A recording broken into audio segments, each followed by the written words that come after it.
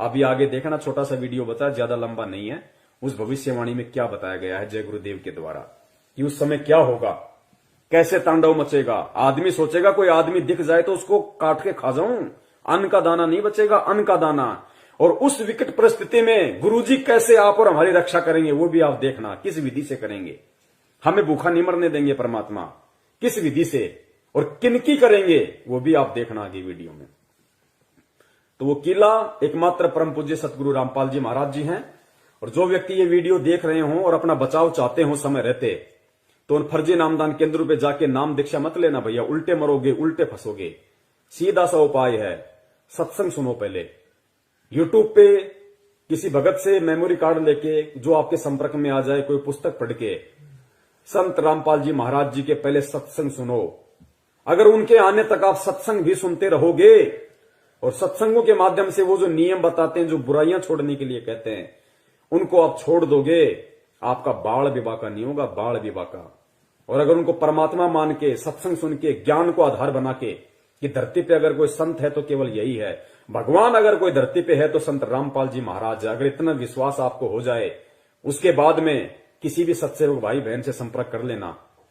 उसके बाद में अपने घर में परमात्मा की 3 समय की आरती करो, घर में देसी घी का खड़ी बत्ती वाला दीपक जलाओ, परमेश्वर को दंडवत करो, सत्संग सुनो, परमात्मा का शब्द सुनो। बाल बाका नहीं होने देगा परमात्मा, बाल बाका नहीं होने देगा, और कोई तरीका नहीं है। प्रकार की चीजें आगे युग में होने वाली है। जो लोग भगवान के साथ जुड़े होंगे, अच्छाई के साथ धर्म के रास्ते पर चल रहे होंगे, सिर्फ वही बचे।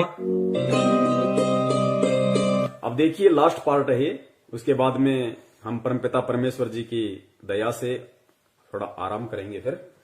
तो ये लास्ट है कि वो विनाश का समय होगा, कैसा होगा, कैसा उसमें तांडव मचेगा, किस प्रकार से लोग त्राही त्राहीमान हो जाएंगे, कैसी कैसी विकट परिस्थितियां पैदा होंगी। आप देखना आप इन चीजों को।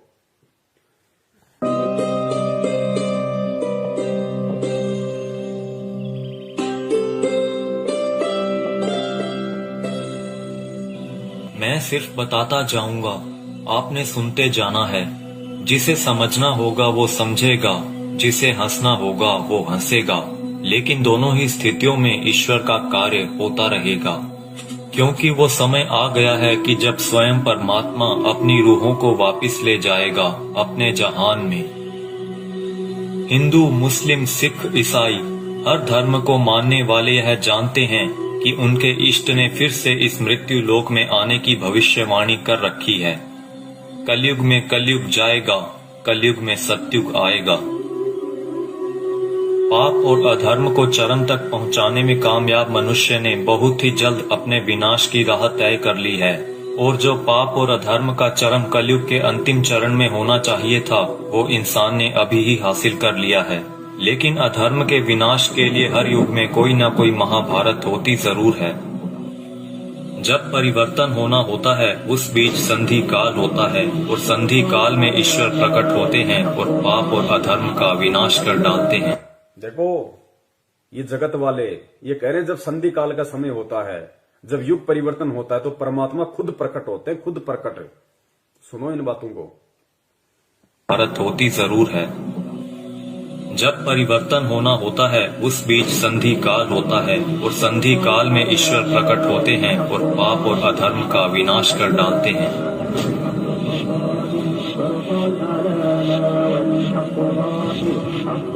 यह वीडियो वो लोग जरूर देखें जिनका परमात्मा में पूर्ण विश्वास है। इस वीडियो में दी गई जानकारी को ध्यान लगाकर समझिए। ये जानकारी कोई मनगढ़ंत या काल्पनिक बातें बिल्कुल नहीं है। ओडिशा में 400 साल पहले अच्युतानंद जी द्वारा भविष्य मालिका की रचना की गई थी। अच्युतानंद जी को भगवान श्री कृष्ण के परम सखा सुदामा का पुनर्अवतार माना गया है, जिसमें उन्होंने कलयुग के खत्म होने की भविष्यवाणी की है, जो कि गणनानुसार आने वाले कुछ वर्षों में हो सकता है।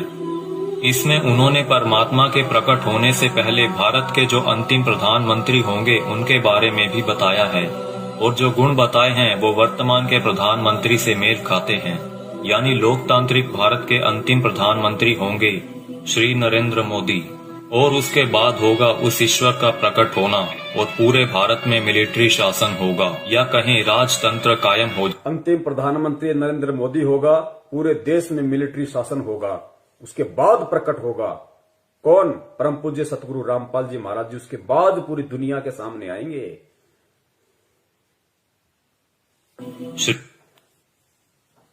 इसमें उन्होंने परमात्मा के प्रकट होने से पहले भारत के जो अंतिम प्रधानमंत्री होंगे उनके बारे में भी बताया है, और जो गुण बताए हैं वो वर्तमान के प्रधानमंत्री से मेल खाते हैं।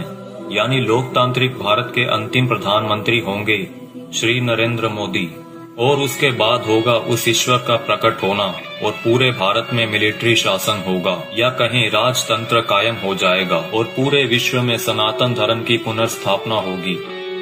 हम बहुत ही भाग्यशाली हैं जो इस समय में जी रहे हैं जब इतिहास लिखा जाएगा और हमें उस दिव्य पुरुष परमात्मा को साक्षात देखने का मौका भी मिल सकता है।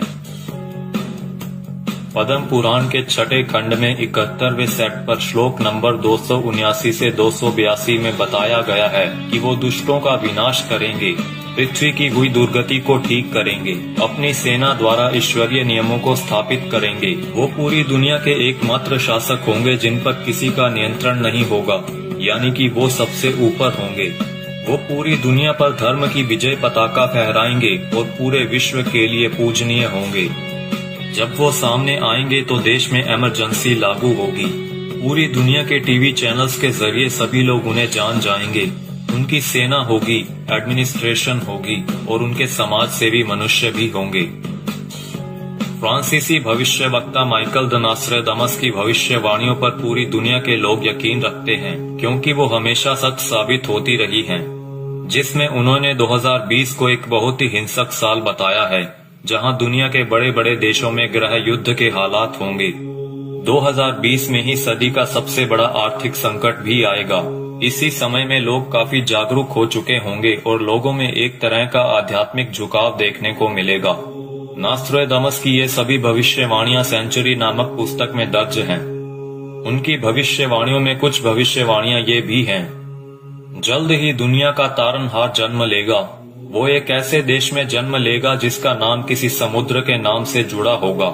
आप जानते ही हैं कि पूरे विश्व में प्राचीन समय से ही भारत ही एक ऐसा देश है जिसका नाम एक समुद्र के नाम से जुड़ा है, हिंद महासागर। आगे नॉस्ट्रेडामस लिखते हैं, मैं उसे जब जब देखता हूँ मेरा सर सजदे में झुक जाता है।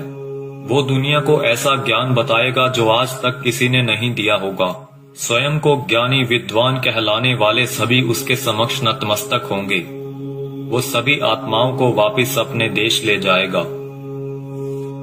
माना जाता है कि ईश्वर के अवतार का प्रकट होना वैश्विक त्रासदी के समय में होगा। आज चारों ओर डर और हिंसा का माहौल है। तरह तरह की आपदाएं नित प्रतिदिन आती रहती हैं और आने वाला समय भी पता नहीं क्या लेकर आ रहा है। क्या यह वैश्विक त्रासदी का समय नहीं है? मनुष्य बहुत ही छोटा हो जाएगा और उसके सभी अस्त्र शस्त्र निष्फल हो जाएंगे। आज मनुष्य में नैतिक चारित्रिक गुणों का पतन होता जा रहा है और वर्तमान समय में चल रही महामारी के लिए मनुष्य के सभी प्रयास भी निष्फल हो चुके हैं। कई सौ वर्ष पहले हुए संत सूरदास और संत रविदास जी ने भी उस अवतार के लिए भविष्यवाणियां कर रखी हैं, जिनके ऊपर हमने अलग से वीडियो बना रखी है। हो सकता है कि संधि काल के बाद ईश्वर द्वारा चुने गए कुछ मनुष्य ही अगले युग में कदम रखें। इसीलिए इस समय में हम सभी को पूर्ण रूप से, पूर्ण प्रयत्न से अपना आध्यात्मिक विकास करने की जरूरत है। लेकिन अभी आपने मथुरा के संत तुलसीदास जी की भविष्यवाणियों के बारे में तो सुना ही नहीं, जिन्होंने सन 1971 से लेकर आगे के कई सालों तक अपनी शाकाहारी पत्रिका के माध्यम से आने वाले समय के लिए बहुत सारी भविष्यवाणियां कर लोगों को जागरूक किया है। सतयुग एक दिन में नहीं आता। ऐसा नहीं होगा कि आप सुबह उठेंगे और चारों तरफ देखेंगे कि सतयुग आ चुका है। युग परिवर्तन का एक लंबा काल खंड होता है। युग परिवर्तन की बेला का एक बहुत बड़ा संक्रमण काल होता है। जब युग बदलता है, एक युग जाता है और दूसरा आता है। तब जहां दो युगों की टक्कर होती है, महाविनाश होता है। चारों तरफ त्राहिमाम मचेगा। बहुत अकाल मौतें हो। पुण्यात्माओं, कैसी परिस्थितियां होंगी गुरुदेव के जेल से बाहर आने से पहले? ये बाहर आने से पहले की बातें हो रही है सारी। गुरुदेव के जेल से बाहर आने से पहले कैसी परिस्थितियां होंगी, कैसा भयंकर विनाशकारी समय होगा, और विनाशकारी समय में कौन बचेगा, किस प्रकार परमात्मा उसको बचाएंगे, सुनना ध्यान से। और ये जगत वाले कह रहे हैं, वीडियो बनाने वाले, कि अगर हमें वो सतयुग देखना है तो हमने अपनी भक्ति को बढ़ा देना चाहिए, अपना आध्यात्मिक विकास करने की शुरुआत कर देनी चाहिए। जब युग बदलता है, एक युग जाता है और दूसरा आता है, तब जहां दो युगों की टक्कर होती है, वहां विनाश होता है। चारों तरफ त्राहिमाम मचेगा, बहुत अकाल मौतें होंगी। लोग कीड़े मकोड़ों की तरह मरेंगे, लाशें पड़ी सड़ेंगी, उनको उठाने वाले नहीं मिलेंगे, कौन किसको उठाएगा। अब देखना, जो भगत भाई बहन 50 गज के प्लाट के लिए मारामारी करते हैं ना बिना ज्ञान के, बना लो, उधार ले लो, ये ले लो, वो कर लो, गुरुजी ने मुझे क्या मुझे लाभ दे दिया, मेरा कोई प्लाट नहीं बन पाया, मेरी कोई नौकरी नहीं लग रही, ये हो गया, फलाना हो गया, बिना ज्ञान के जो त्रुटियां निकालते रहते हैं। सुनो, आने वाले समय में क्या होगा, ये दुनिया के प्लाट खाली पड़े रहेंगे, जाके बस जाना किसी में भी। काल होता है, जब युग बदलता है, एक युग जाता है और दूसरा आता है, तब जहां दो युगों की टक्कर होती है, वहां विनाश होता है। चारों तरफ त्राहिमाम मचेगा, बहुत अकाल मौतें होंगी। लोग कीड़े मकोड़ों की तरह मरेंगे, लाशें पड़ी सड़ेंगी, उनको उठाने वाले नहीं मिलेंगे, कौन किसको उठाएगा।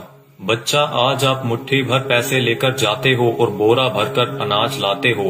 आप बोरा भरकर नोट ले जाओगे, लेकिन मुट्ठी भर अनाज नहीं मिलेगा, अन्न का दाना नहीं मिलेगा। नाली में पड़े रोटी के टुकड़े को देखकर सोचोगे कि उठाकर खा लिया जाए।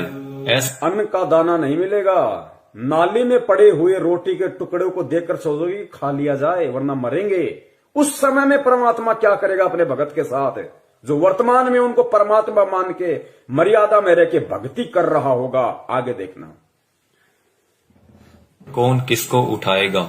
बच्चा, आज आप मुट्ठी भर पैसे लेकर जाते हो और बोरा भरकर अनाज लाते हो।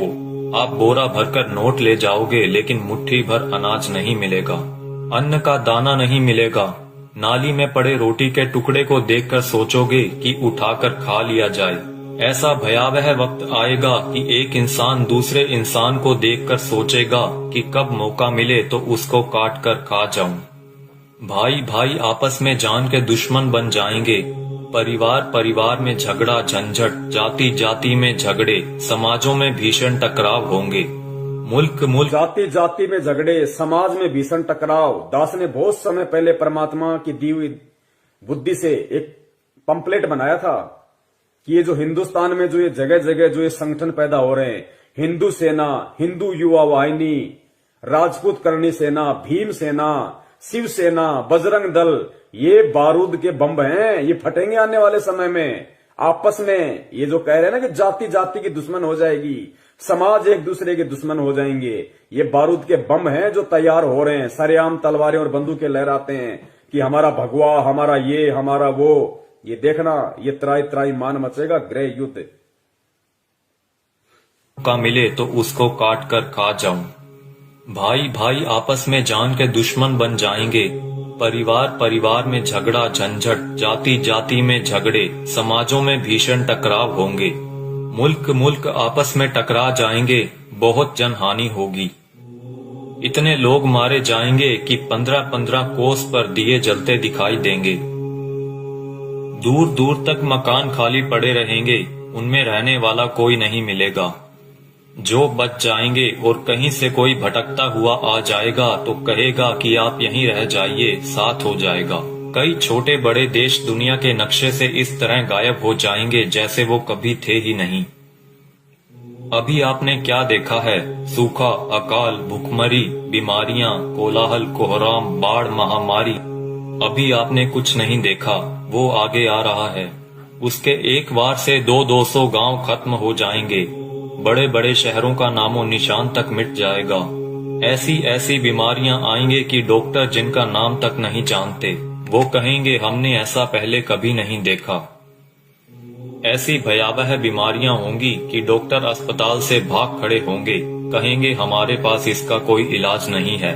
आप समझते हो सतयुग ऐसे ही चुपचाप चला आएगा? भयावह विनाश लीला के बाद जो मुट्ठी भर लोग बचे रहेंगे वो सतयुग का नया सूरज उगता हुआ देखेंगे। भयंकर विनाश के बाद में जो मुट्ठी भर लोग बचेंगे वो सतयुग का नया युग देखेंगे।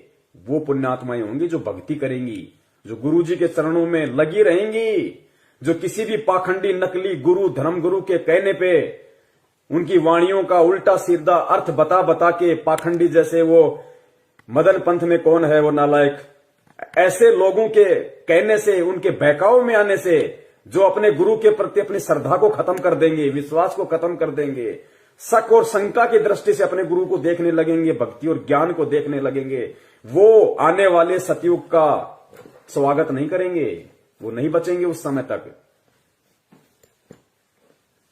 का नाम तक नहीं जानते, वो कहेंगे हमने ऐसा पहले कभी नहीं देखा। ऐसी भयावह बीमारियां होंगी कि डॉक्टर अस्पताल से भाग खड़े होंगे, कहेंगे हमारे पास इसका कोई इलाज नहीं है। आप समझते हो सतयुग ऐसे ही चुपचाप चला आएगा? भयावह विनाश लीला के बाद जो मुट्ठी भर लोग बचे रहेंगे वो सतयुग का नया सूरज उगता हुआ देखेंगे और सतयुग की अगवानी के साक्षी बनेंगे। मुझे जो करना था मैंने अपना काम कर दिया है, अब कुदरत अपना काम करेगी। आने वाले समय में यूएनओ भारत में चलेगी, सुरक्षा परिषद भारत में आएगी, विश्व का न्याय भारत में होगा, देश और दुनिया का तख्ता पलट होगा, छोटे छोटे राष्ट्रों का भारत में विलय होगा, देश में प्राकृतिक और दैवीय प्रकोपों से भारी जनहानि होगी, 20 करोड़ लोग एक झटके में लापता हो जाएंगे, आबादी बहुत ही कम रह जाएगी। भारत की बहुत कम आबादी होने पर भी भरपेट खाना नहीं मिलेगा, इतने कष्ट आएंगे कि लोगों की कचूमर निकल। भारत की बहुत कम आबादी बचेगी, कहते हैं उसके बाद भी भरपेट खाने के लिए भोजन नहीं बचेगा लोगों के पास में, ही कम रह जाएगी। भारत की बहुत कम आबादी होने पर भी भरपेट खाना नहीं मिलेगा, इतने कष्ट आएंगे कि लोगों की कचूमर निकल जाएगी। चारों तरफ विश्व युद्ध होगा, कीटाणु बमों का प्रयोग किया जाएगा, एक सफेद पोशाकधारी ही युग परिवर्तन का कारण बने। बंदी छोड़ सतगुरु रामपाल जी महाराज की जय हो। एक सफेद पोशाकधारी, क्योंकि ये जितने भी भविष्य वक्ता हैं विदेशी, ये जो परमेश्वर को देख रहे हैं, उस अवतार को देख रहे हैं, ये गुरु जी के वर्तमान रूप को देख रहे हैं। एक सफेद पोशाकधारी जिसका गौर वर्ण होगा, चरम विहीन पादुकाएं होंगी, मस्तक पे अर्धचंद्र का निशान होगा, ये सतगुरु रामपाल जी महाराज जी के वर्तमान रूप को देख रहे हैं। अपनी भविष्यवाणियों में उन्होंने वर्तमान समय को उन्होंने देखा था। एक सफेद पोशाकधारी ही युग परिवर्तन का कारण बनेगा। मिलेगा। और वो रूपानंद कह रही है कि वो उत्तराखंड में है, साधु संत है। यहां तो लाल कपड़े वाले हैं सारे, गले में मोटी मोटी रुद्राक्ष की मालाएं पहने बैठे हैं। कोई मुंडित है, कोई चंडित है, कोई जटाधारी है, कोई लंगोटाधारी है। सफेद पोशाकधारी तो केवल परम पूज्य सतगुरु रामपाल जी महाराज है। आबादी बहुत ही कम रह जाएगी। भारत की बहुत कम आबादी होने पर भी भरपेट खाना नहीं मिलेगा, इतने कष्ट आएंगे कि लोगों की कचूमर निकल जाएगी। चारों तरफ विश्व युद्ध होगा, कीटाणु बमों का प्रयोग किया जाएगा, एक सफेद पोशाकधारी ही युग परिवर्तन का कारण बनेगा। आप शीघ्र अतिशीघ्र उस आध्यात्मिक शक्ति के साथ जुड़ जाएं तो आपका बचाव होगा।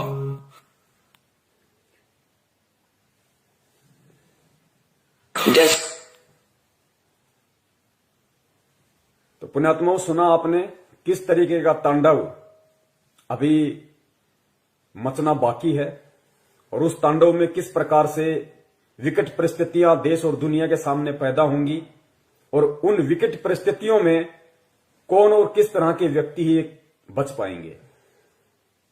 ये भविष्य वक्ता हैं, ये जय गुरुदेव जी हैं। अगर इनकी भविष्यवाणियां सच ना हो तो गुरुदेव कभी भी इनकी भविष्यवाणी का जिक्र नहीं करते। ये सत्य हैं, ये होके रहेगा, क्योंकि दुनिया ने ज्ञान से भगवान को नहीं पहचाना। अब दुनिया को ठोकर लगेंगी तो दुनिया भगवान को पहचानेगी। भारत की बहुत कम आबादी रह जाएगी, उसके बाद भी भरपेट भोजन नहीं मिलेगा। दाने दाने को लोग तरस जाएंगे, दाने दाने को। और नाली में, गंदी नाली में अगर कोई रोटी का टुकड़ा किसी को दिख जाएगा तो सोचेगा खा ले उठा के। ऐसी विकट परिस्थितियां पैदा होना बाकी हैं और हम कर रहे हैं राजनीति। कभी बीजेपी को वोट, कभी कांग्रेस को वोट, कभी आरक्षणबाजी, कभी जाटों के आरक्षण में जाओ, माता बहनों को लेके जाओ, गुंडों की सीबीआई जांच कराओ। मस्ती सूझ रही है, मौज हो रही है। अभी देखना आगे चल के क्या बनेगा। भले तुम भगत हो, भगत वो है जो मर्यादाओं में रहता है, परमेश्वर को परमेश्वर मानता है। तो वो जो विनाशकारी जो समय जो बताया है भविष्य वक्ताओं ने कि दाने दाने को लोग तरस जाएंगे, ना कोई काम होगा, ना कोई धंधा होगा, ना कोई खेती होगी, कुछ नहीं होगा।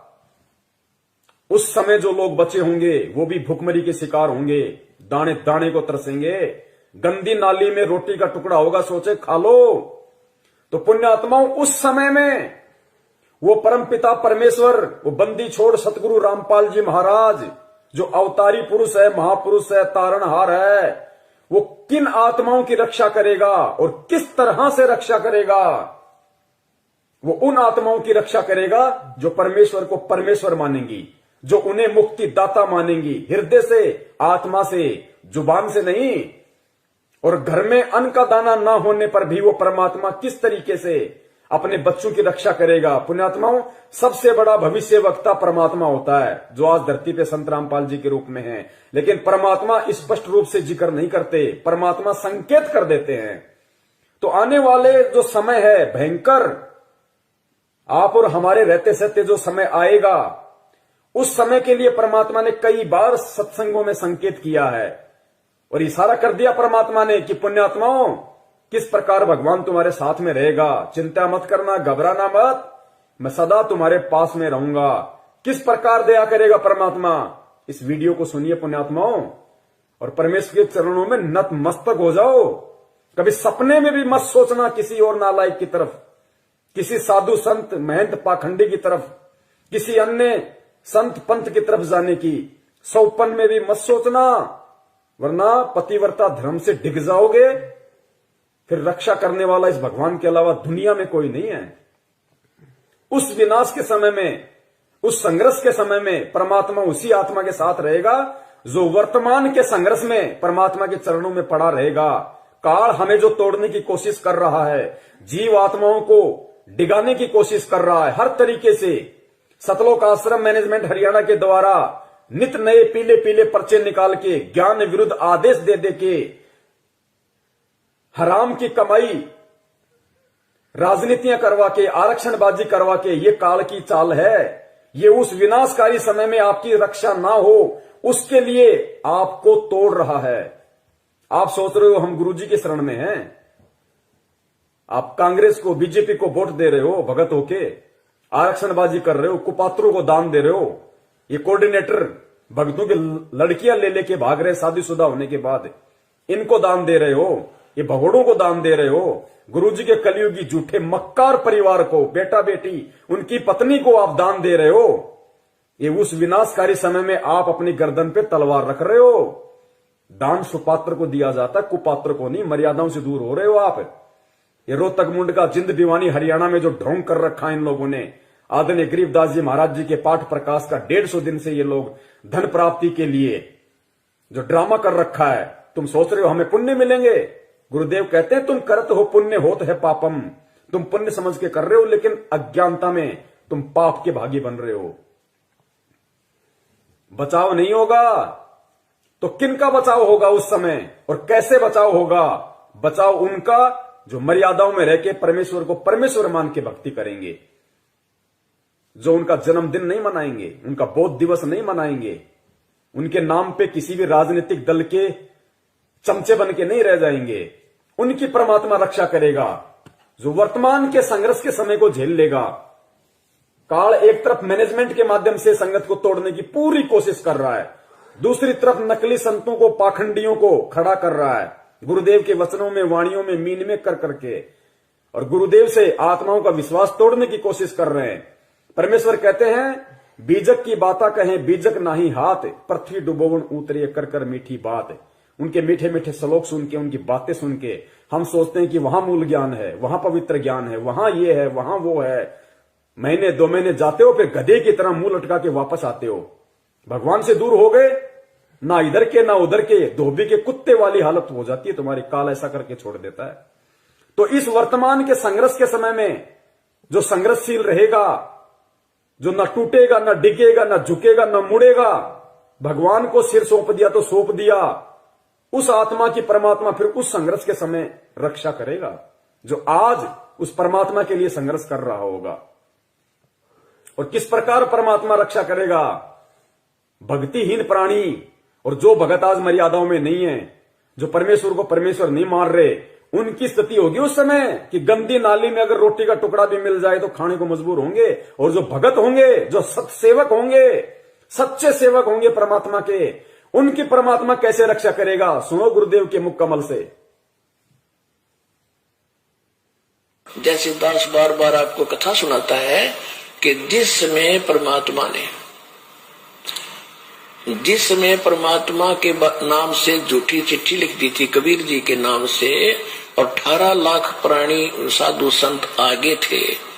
वो साधु संत कौन थे? घर छोड़कर जंगलों में अपने गुरुओं के पास भक्ति के लिए, भगवान के लिए भटक रहे थे। वो उनकी विशेष प्यारी आत्मा थी। अब वहां उन 18 लाख को 3 दिन तक झोंपड़ी में बैठे गरीब दुलाई ने, वो तो भगवान थे, लीला कर रहे थे, 3 दिन तक उनको वो भोजन खिलाया जो कभी सुना भी नहीं था उन महापुरुषों ने, भक्तों ने, साधुओं ने। और सोना की मोहर दी और दोहर दी और छक्के हलवा पूरी कचौड़ी जलेबी छक छक खावा, छा बखावा, दिन में भूखे मरे थे, निरे बुगड़े खानिए थे होते। तो उनके लिए जब ये लीला कर दी, पृथ्वी का को माल भी नहीं था, सतलोक से ला दिया जाता ने। पृथ्वी का माल नहीं था, काशी का भंडारा किया परमेश्वर ने, 18 लाख को खिलाया दिन में 4-4 बार। इस पृथ्वी लोक का नहीं था, वो सतलोक से लाए थे परमात्मा। और फिर आगे देखना पुण्यात्माओं, किस प्रकार उस विनाश के समय में जब ऐसी संकट पैदा होगा, ऐसी विकट परिस्थितियां पैदा हो जाएंगी, क्योंकि गुरुदेव तो परमेश्वर है, अंतर्यामी है, उनको तो पता है उस विनाश के समय का। उस समय का थोड़ा सा जिक्र परमेश्वर ने किस प्रकार किया कि बच्चों, तुम्हारे घर में अगर 2 दाने भी होंगे तो परमात्मा क्या करेगा, फिर देखना। उसको कहते हैं भक्ति का प्रतिफल। मेरे बुगड़े खानिए थे होता है। तो उनके लिए जब ये लीला कर दी, पृथ्वी का को माल भी नहीं था, सतलोक से ला दिया जाता है। तो आने वाले समय में जैसे जनसंख्या बढ़ रही है, 100 वर्ष के बाद क्या खाएंगे ये, अगर ये माहौल नहीं बदलाते? फिर भगवान व्यवस्था करेगा। आपके घर में 2 दाने होंगे, तड़के भरा पाओगा मटका, पिप्पा भरा पाओ।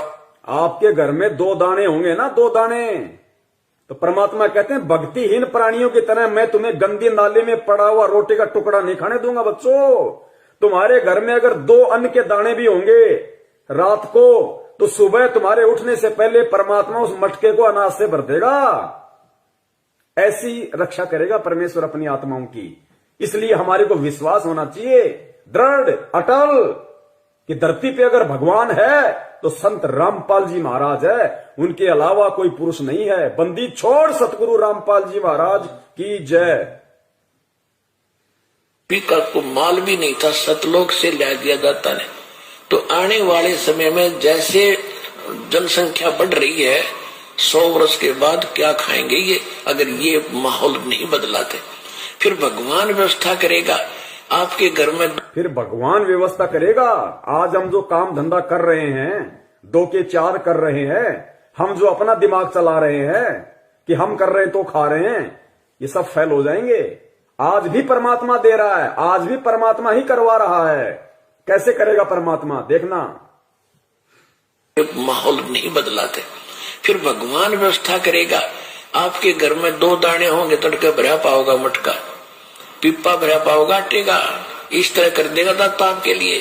लेकिन साध वचन पलटे नहीं, चाहे पलट जाए ब्रह्मांड। अगर परमेश्वर ने ये वाणी कही है कि आपके घर में 2 दाने होंगे, सुबह मटका भरा हुआ मिलेगा, तो वो विकट समय आएगा, वो 2 दाने वाला समय आएगा भाई।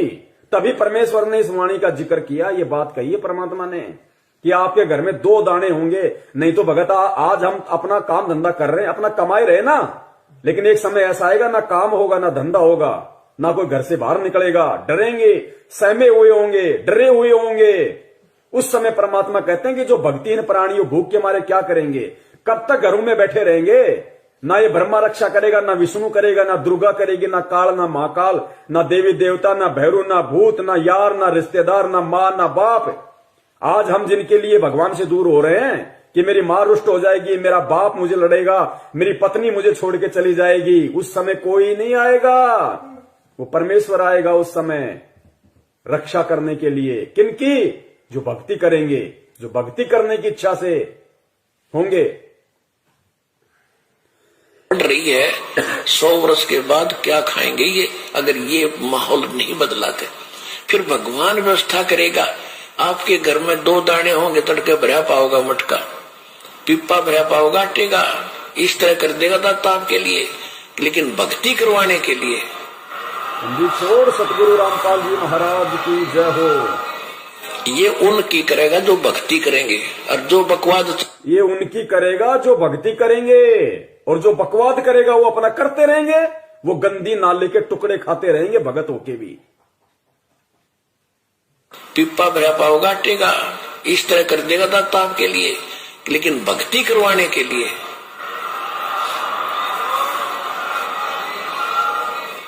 ये उनकी करेगा जो भक्ति करेंगे, और जो बकवाद चाहोगे वो अपना करते रहियो। ठीक है, जैसा भक्ति भजन करेंगे उनका लाभ मिल जाएगा, लेकिन वो उसमें से खड़ी रह जाएंगे। राजनीति करने वाले करते रहियो, आरक्षणबाजी करने वाले करते रहियो, परमात्मा रक्षा उनकी करेगा जो भक्ति करेंगे, जिनका मकसद मोक्ष प्राप्ति का होगा, कांग्रेस को जिताने का और बीजेपी को जिताने का नहीं। तो कितने लोग आज मर्यादाओं में हैं, और कितने लोग भगत होकर भी अपने आप को भगवान का भगत समझते हुए भी मर्यादाओं से दूर हैं। ये अपना आकलन स्वयं कर ले। दास की यही विनती है, यही प्रार्थना है। सत संदेश हम देते रहेंगे जब तक परमेश्वर हमें सद्बुद्धि देते रहेंगे। और निवेदन करूंगा सभी भाई बहनों से, वीडियो को ज्यादा से ज्यादा, ये ऐसा वीडियो है, ये बहुत लंबा चलना चाहिए वीडियो, हर आत्मा तक संदेशा पहुंचना चाहिए। अभी दास इसको फेसबुक पे जाके और दोनों पार्ट को एक कर देगा ऊपर नीचे। उसके बाद में पुण्यात्माओं जितना हो सके वीडियो को शेयर करें, ताकि जिस प्रकार परमेश्वर ने आप और हमारे ऊपर दया करी है, उसी प्रकार परमात्मा हमारे अन्य भगत भाई बहनों पे भी दया करें, उनको भी परमेश्वर सद्बुद्धि दे, उनको भी समझ में आए, वो भी परमेश्वर को परमेश्वर माने। ठीक है, जो गलती उन्होंने परमात्मा का जन्मदिन मना के, बोध दिवस मना के कर दी है, अगली बार उनसे वो गलती ना हो, अगली बार उनसे वो गलतियां ना हो, वो भी आप और हमारी श्रेणी में आ जाएं, वो भी सत्सेवकों की श्रेणी में आए। तो हमें प्यार से, प्रेम से, बहुत ही आधीनी से परमपिता परमेश्वर जी के चरणों में बैठ के उनकी प्रेरणा से हमें ये सेवाएं करनी है, साथ में अपनी भक्ति भी करनी है, ताकि परमेश्वर भक्ति से ही प्रसन्न होंगे। सेवाओं का पुण्य अलग है। तो पुण्यात्माओं, परमेश्वर दया करें, हम यही उनसे विनती करेंगे बारंबार उनके चरणों में दंडवत करते हुए कि परमात्मा साध संगति के लिए आप हम सत्सेवकों को लाइव शंका समाधान प्रोग्राम से जोड़े रखिए। आप इसी प्रकार हमारे सभी भाई बहनों का, हम एक दूसरे का इसी प्रकार भक्ति में विश्वास बनाए रखिए। हमारे अंदर वो दृढ़ता, वो विश्वास आप जी पैदा कीजिए, ताकि परमात्मा सपने में भी हम अपने पतिव्रता धर्म से दूर ना हो सकें।